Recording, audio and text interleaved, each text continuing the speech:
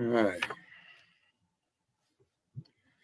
We're going to wait a few, get some people in here. For those of you that are watching this at a later time as a recording, greetings. Hoping everybody's having a good day, enjoying life, living life, loving life.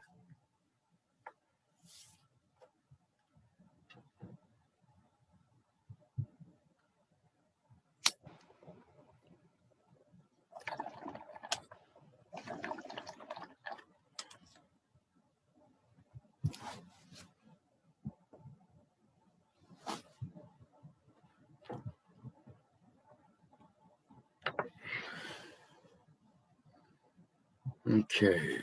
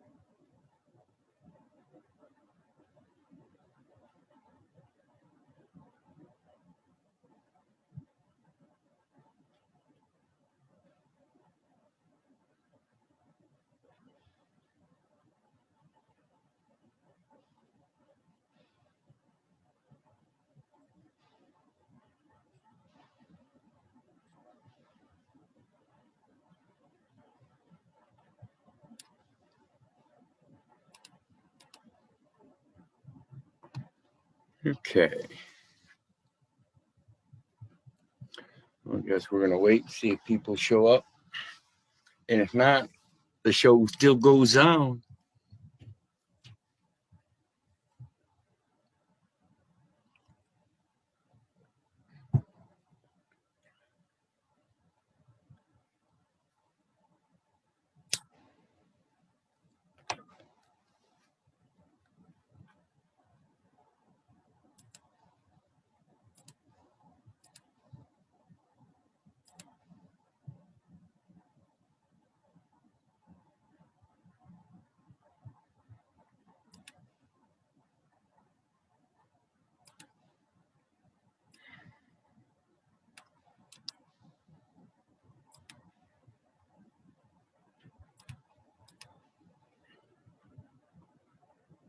Okay.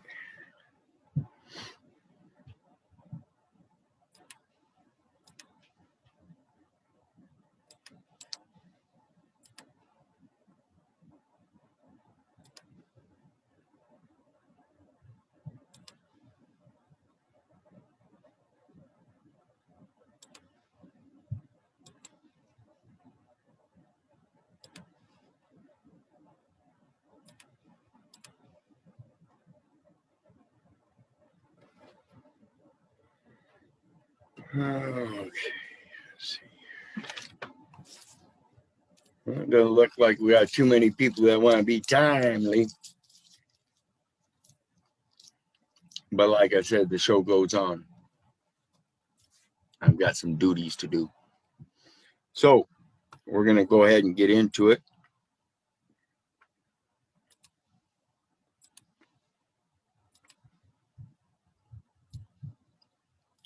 Well, last week, if you remember, we ended up with the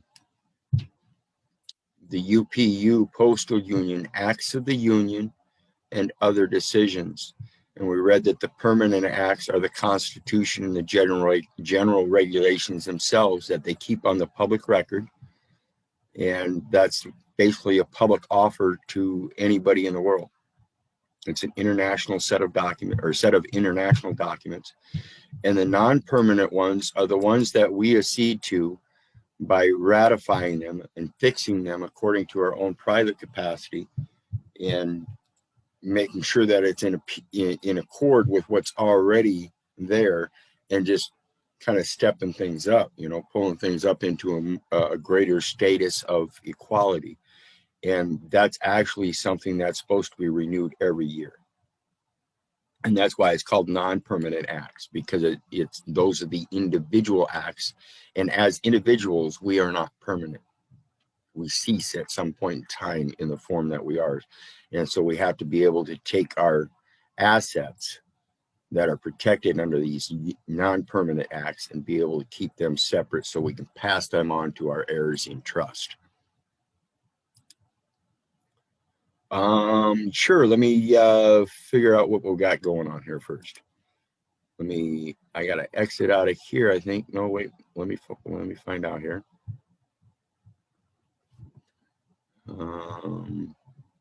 Participants, more, allow to record, and you should be able to hit your record now. There you go. Awesome. See, we learn together. I'm new to this, just in case you know, in case you didn't know. So let's start back over so we get this on the recording. Last week, we went over the UPU, Acts of the Union, and other decisions. The permanent acts are those of the Constitution and general regulations on the public record that have standing, and they don't actually degrade, but it's the individuals that put forth very pertinent points in the private side that help these people upgrade this in their permanent acts, and we'll go over that a little bit later.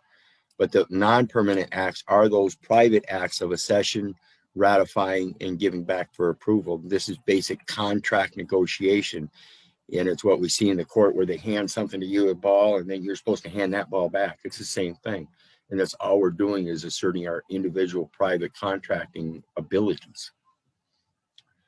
The Universal Postal Convention is something that happens every so often, and within that they determine the postal payment service agreements, which includes factors of freedom of transit for those private individuals that are putting out articles, a private dispatch of articles, and they're not entering things into the mail, but they're using the freedom of transit to pass them through the mails. Then we went over the models, which is the basic instrument of accession, instrument of ratification, and instrument of ratification or approval. And then that instrument of ratification, once we ratify it, we give it back to them for their approval. This is the same operation that the House and the Senate operate on. So when I don't know, is that Don Thomas? Can you mute, please? Let me see here. There we go. I got it. Okay, so that's what we went over, and we also mentioned the articles of agreement, and I'll pop this in the, let me make sure we pop these links in the chat section again real quick.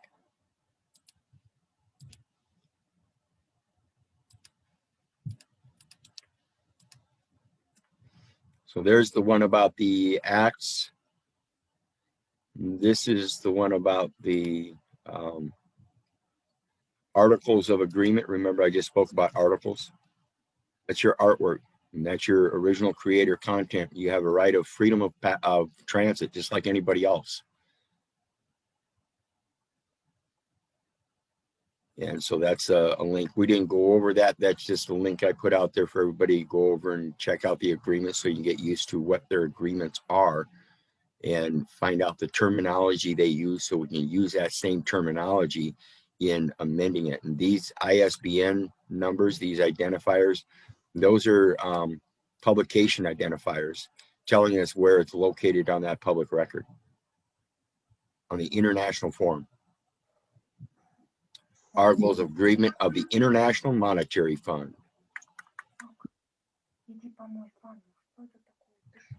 International Monetary Fund, because in the Constitution of the Universal Postal Union, we find that they're going by the Swiss franc, and it is governed through the Swiss Confederation, and they operate through the Director General of the International Bureau, which is under the Federal Council of the Swiss Confederation. So we know who to talk to. We know how their agreements are set up.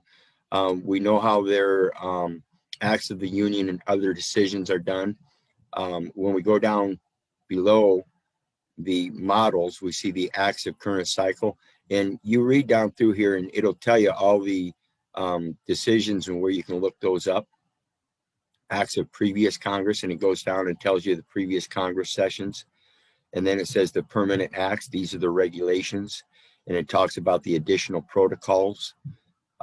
We did pull up the,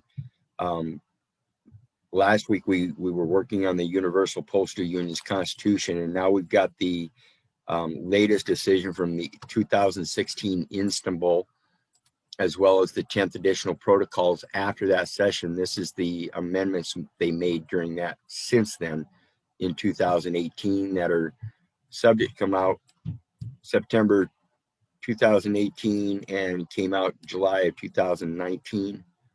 So we're still looking for the updated 11th protocol. So I'll pop all these links in here. This is where we're at in regards to the acts of the union and stuff. First thing we want to get used to is the United Nations Treaty Collection. So that's the next link. And then again, the Istanbul.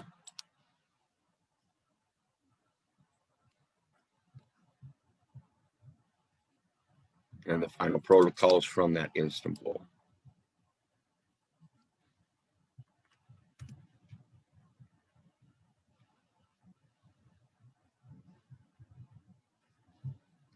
Like I said, this is all done through the Swiss Confederation, through the Federal Council, and organized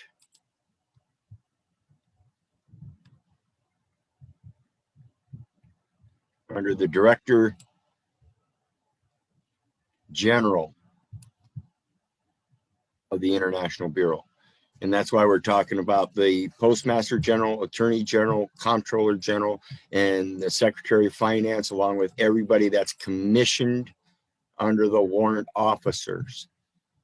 Every last one of them got some kind of security clearance, and it's determined by their licensing or identification and who they're employed through. And employment is a very big term because employment can only be had for the performance of the functions of public office, period. Period. No other way can you be employed.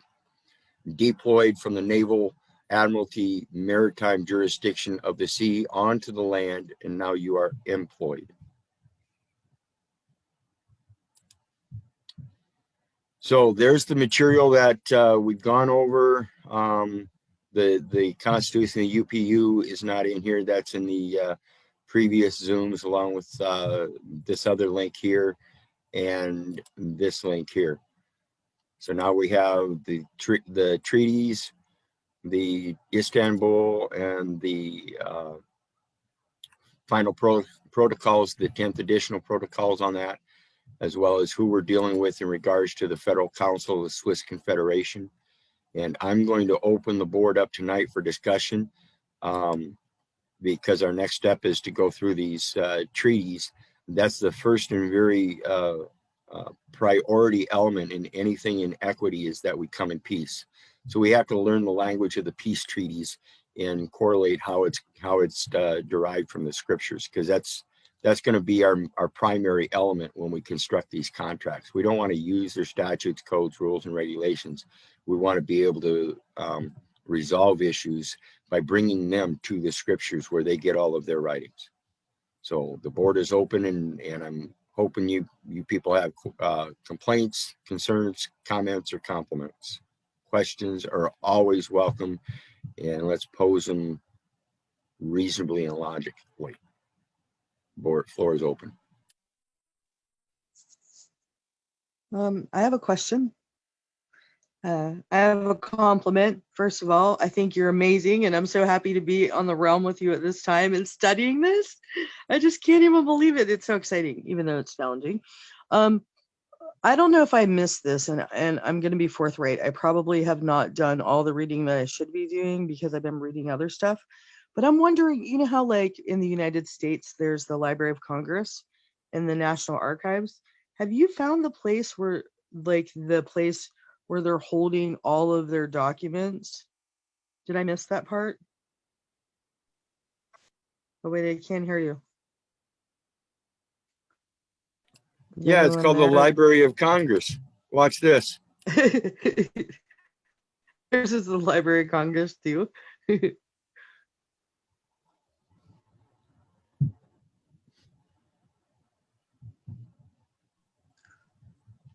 I can't see any. Okay, everybody's got my screen. This is Half a Trust, a digital library. Okay. Okay. And this is their front page. And this isn't too much to think about here, right? But when I go up here in this search bar and I put community, this pops up, our membership. And here we have a map. It's all everybody that's involved in this Half a Trust around the world. Now we see all of these, and it's a university. University. University. University. University. Every last one of these is a university.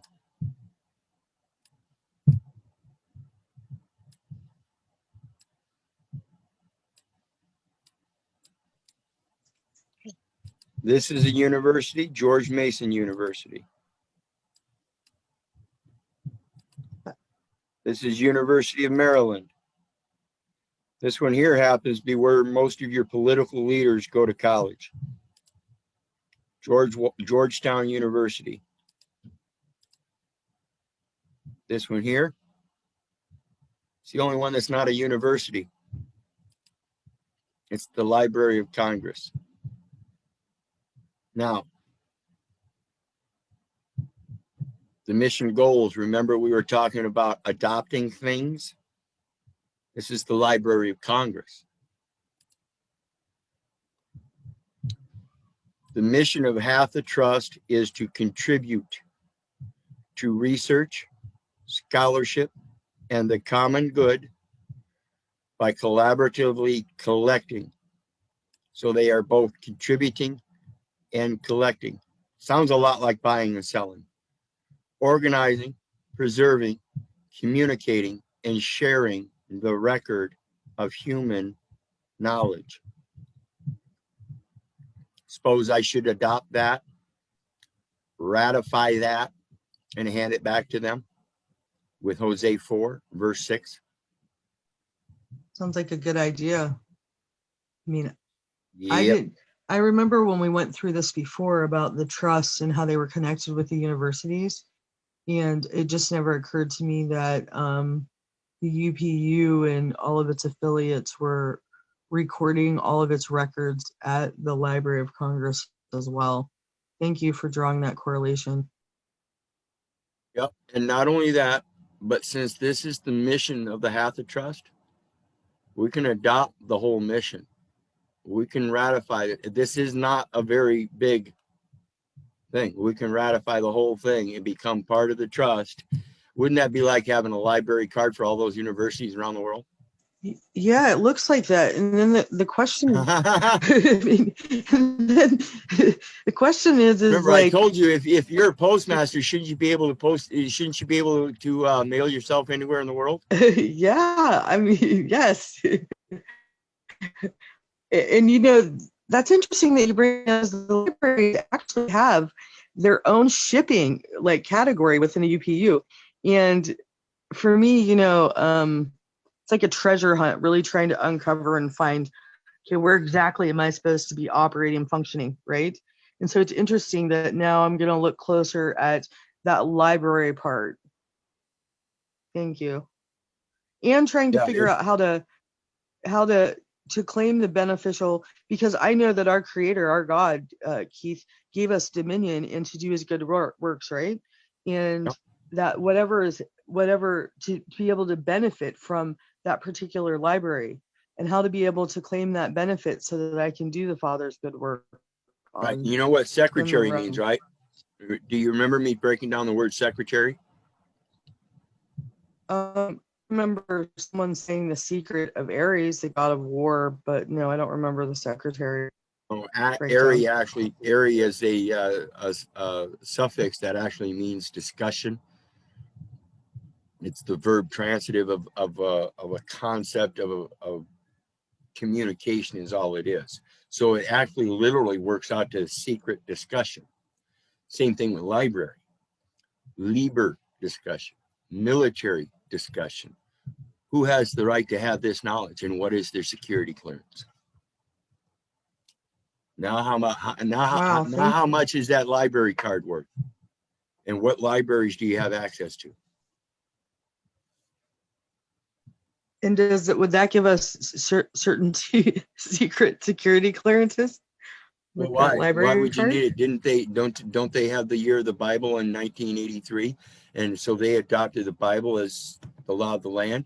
So now that they've placed that mission on their as their mission statement there for the common good, and the common good comes from the Bible. So don't we just adopt their mission into ours?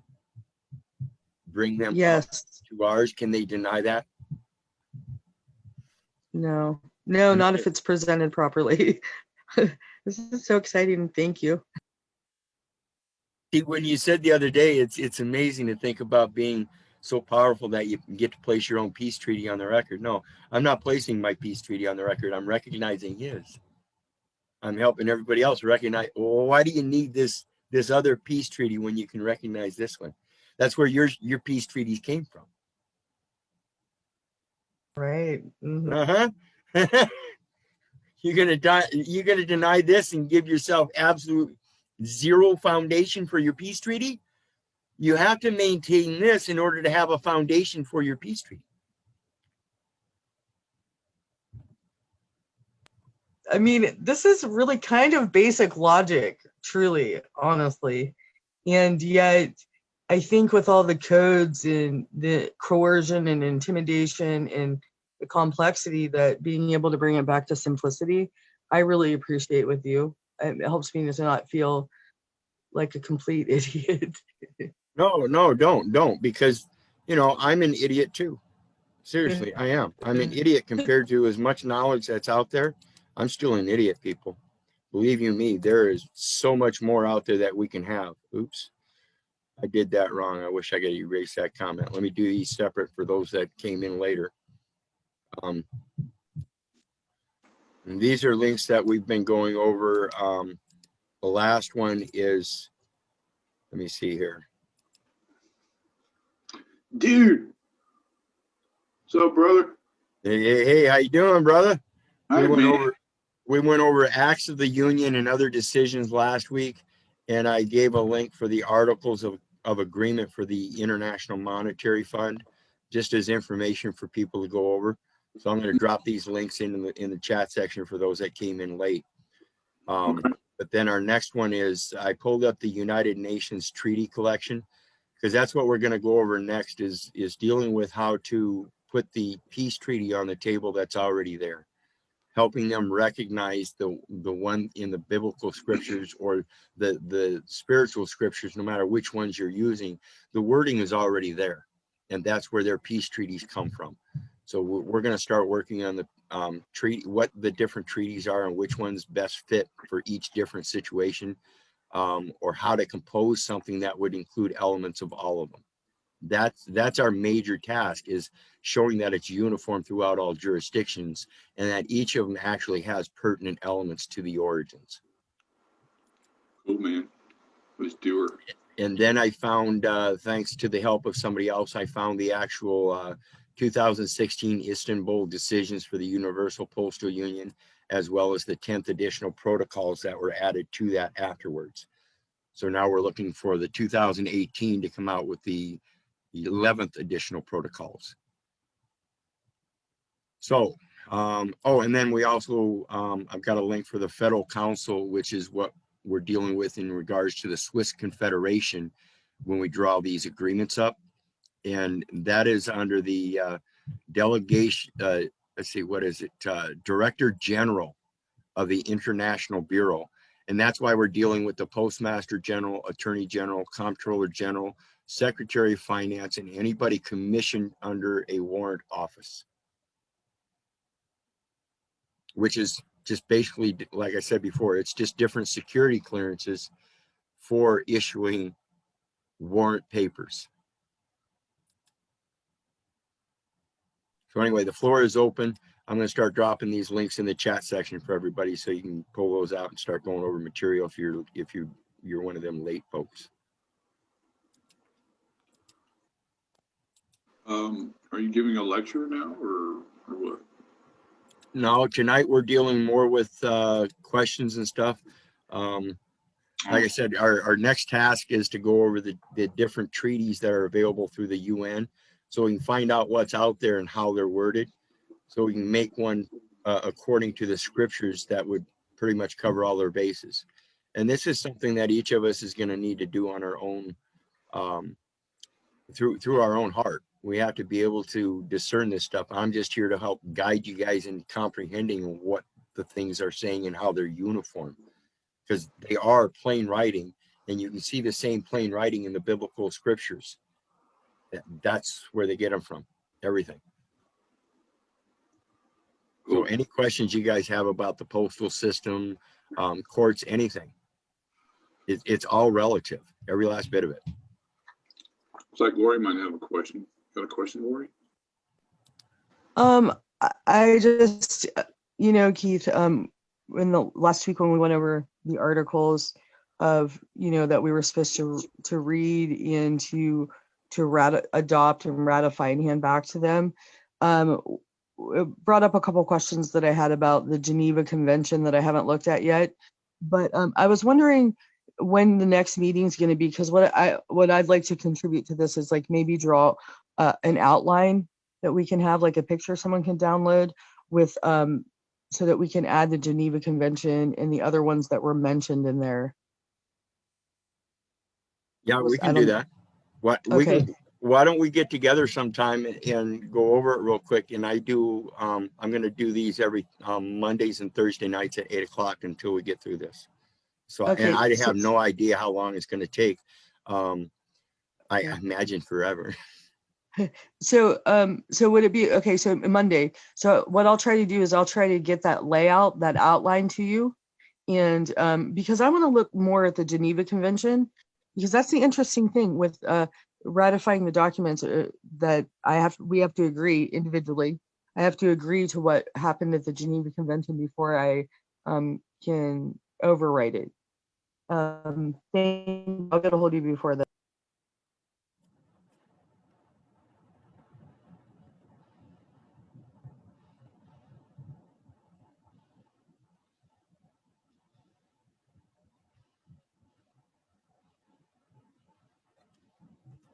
Well, don't leave me in silence, guys. I'll shut this meeting down early. I know you got questions. I know you got comments, something. I mean, I have another question. I'm curious if you've set up the account with the post office yet, where they will look over to make sure that your electronic communications, whether it's the internet, I believe it's the Postal One and Postal Explorer, where they'll make sure that no one is eavesdropping on the phone lines or any of that, the access to the web. I'm wondering if you've done that yet.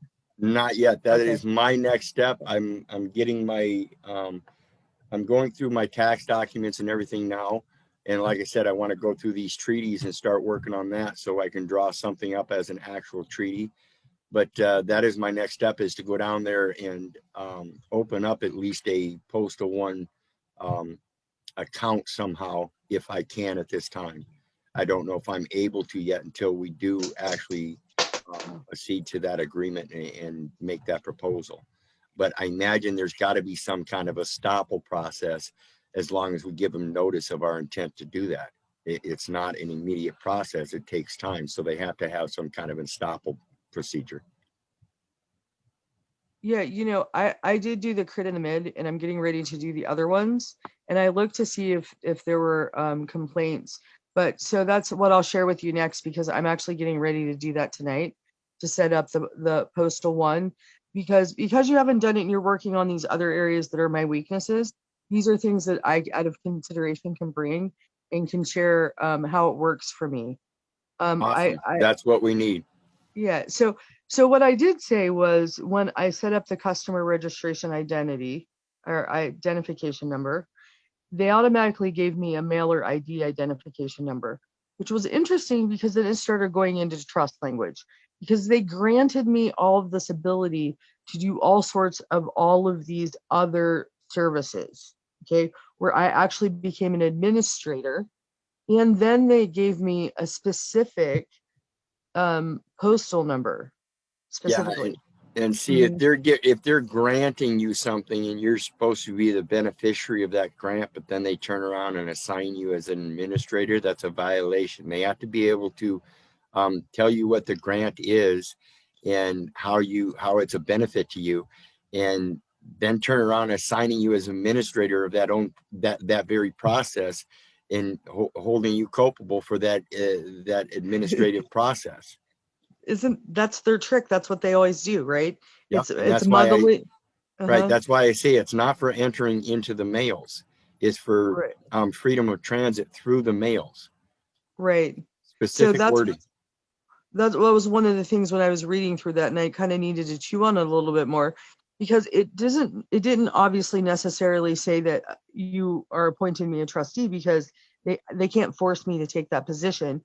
And so Correct. one of the things that I wanted to do was have correspondence and be like, great, I want this as a benefit that the great creator provided for me, but you're gonna have to, I don't know who the trustee is, so you're gonna have to appoint a trustee. You're the trustee, not me, Yep, right? exactly. Yep, there you go. That's what it is. Because what Yeah, it is they're giving a grant from a higher authority.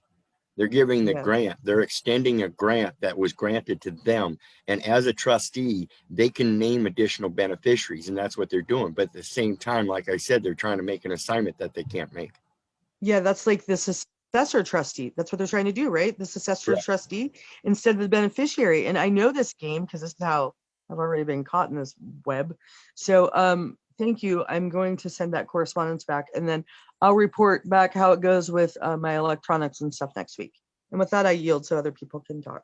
Yeah, you know what? That's one of the biggest fallacies in their operations. When they assign a beneficiary, they can't turn around and then assign that same beneficiary as a trustee, or vice versa. They can't assign the trustee as a trustee and then make him a beneficiary of the trust. He can only benefit from the compensation initiated through the trust for his duties as a trustee, but he can't be a beneficiary of the trust. That's Beneficiary can't be held liable either. correct. And beneficiary is not required to do anything. However, the beneficiary finding fraud on the face of the trust can dismiss the trustee and have a new one assigned. So, like, are you telling me that maybe someone could do a Form 56 on Biden? Most definitely.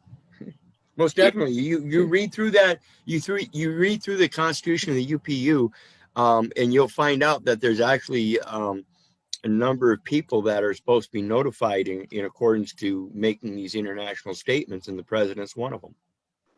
Just thinking about shipping Biden over to Putin. Right. I'd rather mail him. Stuff him first. And go through the fucking electronic machinery. I think we should give them notice that we're coming there, and then they can extend an invitation, and then we can stamp each other, and we could all There you meet go. there and There have you go. cocktails. Like not Molotov cocktails, but maybe the other peaceful kind. Anybody else? I see our brother Jabir's here. What's going on, brother? Oh yeah, I'm just listening right now. Yeah, but I All right. like that trust situation, that thing, right?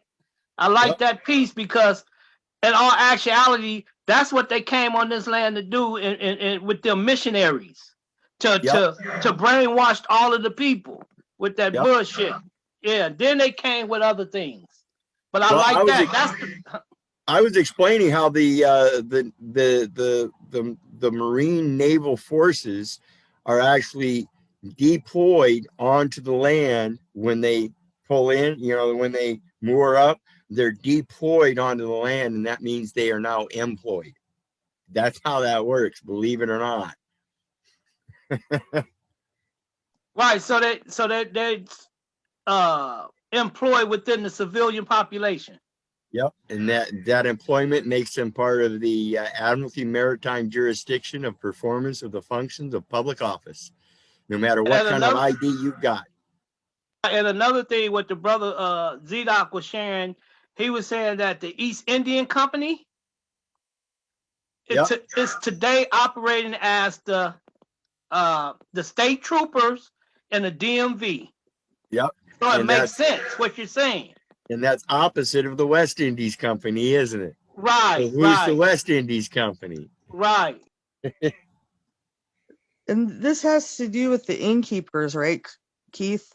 Absolutely, absolutely. Innkeepers keep inns for transition people that are in transition. Transits. Everything's transit housing. I probably enjoy learning this stuff too much with you, all the craziness from the canals to the railroads to the inns. Yeah. Well, think about it. The first thing that the Marines have to do when they get on land is build a railroad so they can deploy all their equipment. That's their first main route of transportation is the rails. When you figured that out when we were doing the Panama Canal study, right? Where what was that? Was that the Treaty of San what was that treaty? Was it Guadalupe or the one where the railroad Treaty of Valdez. was it was Valdez? I think it was Yeah. Treaty of Valdez. I thought it was some other Spanish one like Hispanupa or something. I don't know. It's either way, we know the transition of it is that it's a language thing that creates borders, because once you get confronted by a foreigner, like say a native Indian, and you try to teach him your language, you get to teach him whatever you fucking want to tell him.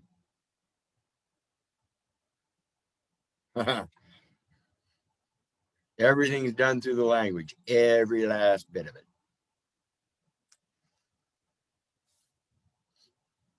Well, we got about 10 minutes, it says, so. Anybody else? Well, can I, if no one else has any other questions, you know me, I have a million questions. I'm so curious, do I need to contact the Customs and Border Patrol through the post office, or would you suggest that I contact them directly? Well, the postmaster is part of the Customs and Border Patrol. They're your local Customs and Border. Okay, sweet. So I don't even have to worry about, because I know that they're, Yep, original jurisdiction. You take care of it locally and bring in the international form right there. perfect. Because it's a little intimidating for me. Okay, we gotta see here. It says we got to deposit treaties. So we got to draw up a treaty, which is known as a legal offer, legal tender. We're going to tender them a legal offer. Tell you what, the Bible says my talents are worth 75 pounds in gold. If you can match that talent for talent, well, we can come to this agreement and I'll deposit this legal tender. However, if you can't accept that legal tender, then let's talk about lawful negotiations. See how that works? That's why we adopt these things and ratify them. That's interesting. It's a depository because, you know, the original American depository is still in effect too, and a lot of people aren't aware of it. They must be related somehow.